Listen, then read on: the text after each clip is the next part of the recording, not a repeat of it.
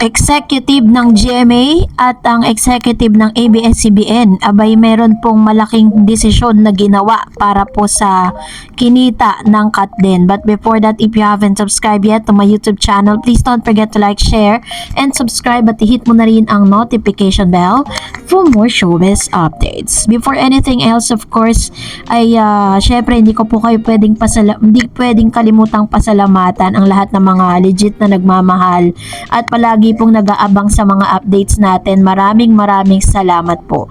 At ngayong araw nga ay napakagandang balita ang nakarating po sa atin dahil base po sa isang article na ating binabasa at pinagkakatiwalaan dahil very good news po na kung saan ay talaga naman nagse-celebrate ang executive ng GMA Sparkle na si Attorney Annette Gozon at ang GMA at ang ABS-CBN executive na si Miss Cory Bidanes and Mr. Carlo Katigbak kasama si Direk Loren Jogi dahil sa napakagandang balita po kung saan ang Hello Love Again ay kumita po ng almost 670 million as of November 17 kahapon po. So according po sa news na napakalala, Hello Love Again now the highest grossing local film of the year, surpassing the 450 million mark while having the biggest opening weekend ever in history. Wala pa pong nakakagawa nito. Very historical.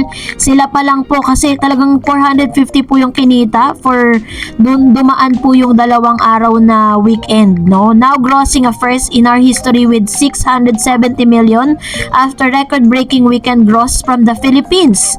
Alone, 493 million, US and Canada got 140 million, Australia 28 million, and New Zealand got 9.2 millions. Kaya naman grabe, sobra po yung tuwa na nararamdaman ngayon ng ilang mga executives. And of course, dahil po dito, dahil alam naman natin kung ano po yung sitwasyon ng Pilipinas ngayon na dumaan sa napakatinding bagyo, kaya naman sabi po ni Karen Davila, panoorin natin.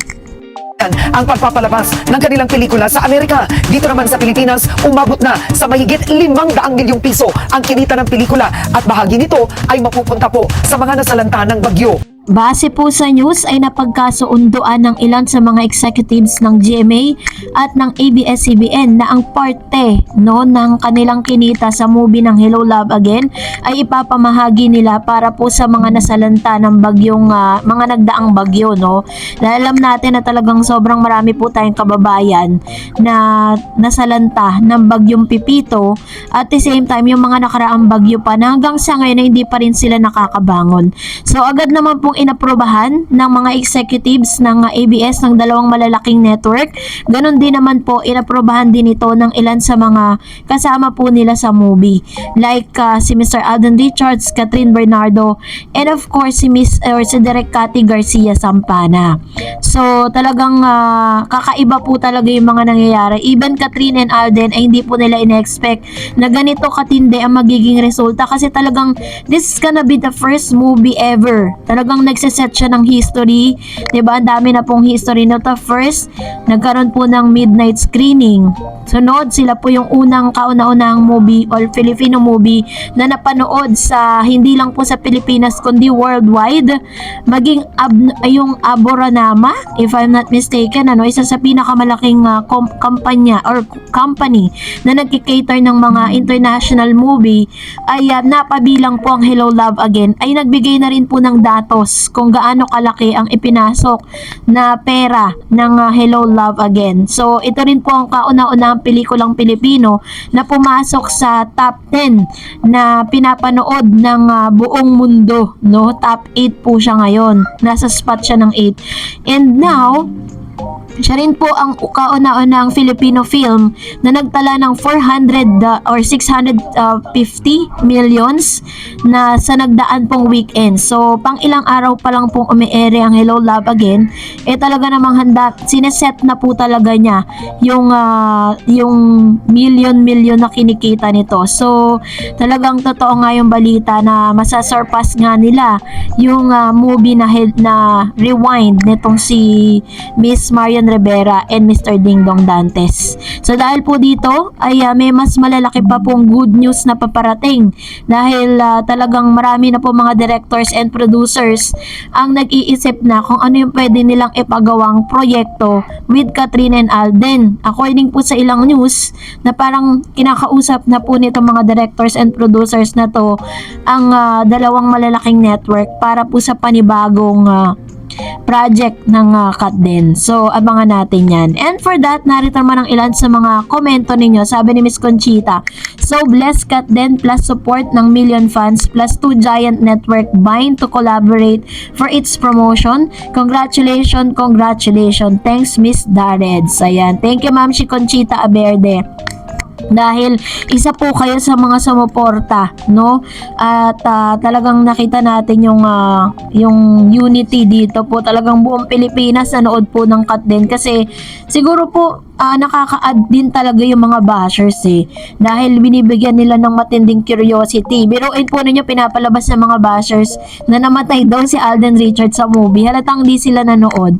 Sabi ni Mr. Renato Sayan, I'm waiting the complete total gross sales coming from Canada. May nabasa na ako mga result. Inaantay ko lang post sa mga legit sources coming mismo sa Canada. Hindi pa ito confirm. Sabi niya 325 million daw from Canada. 625 na sinihan ng bubuksan alone in Canada. Caters HLA movies just like in Edmonton and Toronto.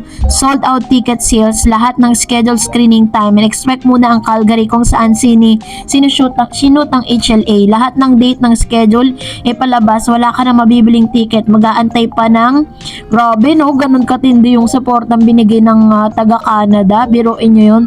Kapag na-sold out na yung ticket and then you need to wait for another second wave para po makapanood ka. Kaya po sabi po ng ilang mga articles na may chance po yan na ma-extend pa hanggang December to January. Sabi ni Ma'am Shibergy, hi Ma'am Dars, thanks you so much again for Katden updates. God bless you more. Congratulations to HLA team, especially Miss Kat and Alden. Grabe Ma'am Dar, sa panood ko yung song number nila sa Sunday sa ASAP. Grabe, overload kilig ako. Paulit-ulit kong pinapanood si Summer. Mukha kasing hindi mapagkakatiwalaan yung songs nila kahapon. Tama sa kanila. We love you both, Katden forever. Ayan. Thank you Ma'am Shibergy.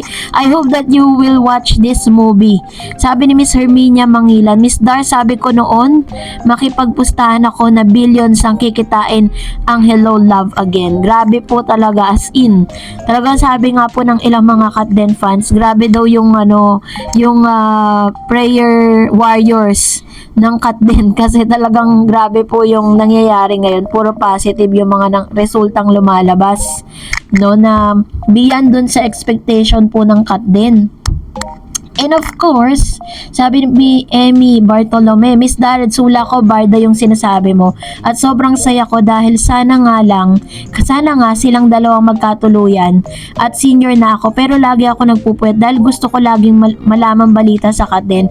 At kahit may naninira sa HLA ng Katden at di sila magtatagumpay, dahil sa kabutihan ng Katden, pinagpapala kasi sila ng God. Ayun, ito naman sabi ni Ma'am Emmy Bartolome. Alam nyo, ang dami mga seniors talaga na ito kasi yung nagiging nila parang stress reliever nila and parang libangan, no? Kaya po talagang salamat po sa pag-aabang po ninyo sa mga updates natin.